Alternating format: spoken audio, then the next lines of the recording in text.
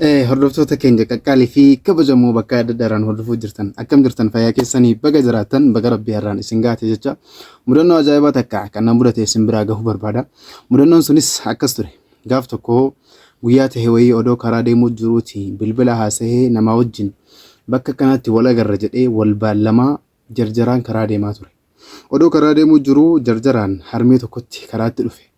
Haati tokko deemuu jiran kan hin agarree bilbilaan waan haasa'aa jiruuf sardamaallee nan jira. Utuu harmee kana hin argin gurmuu kootiin dhahee bira dabarfadhe. Harmeen kun xiqqoo gufataniiti rifatan. Sana booda itti garagaleetiin dhiifama gaafachuuf yaalaa. Dhiifama gaafadhee isin hin agarreen ture. Bilbilaan haasa'aa ture. Yaadni koos bakka biraa waan jiruuf odoo isin hin arginiin isin dhahee ture gurmuu kootiin. Dhiifama naaf godhaa ummaa kiyya jedheen itti garagalee dhiifama gaafadha.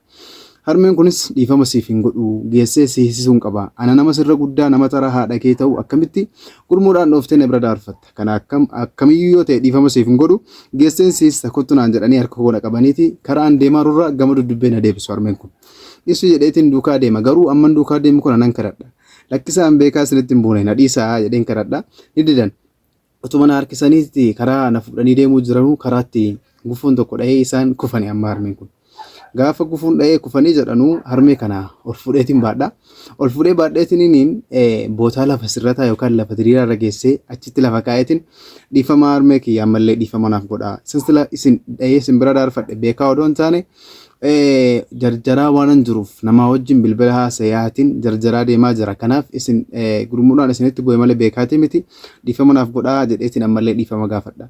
Harmeen kun ammallee ni didan. Maal harmee kiyyaa odoon isin miidhuu barbaade amma gizee isin kuftan achitti isin dhiisan deemuun ture.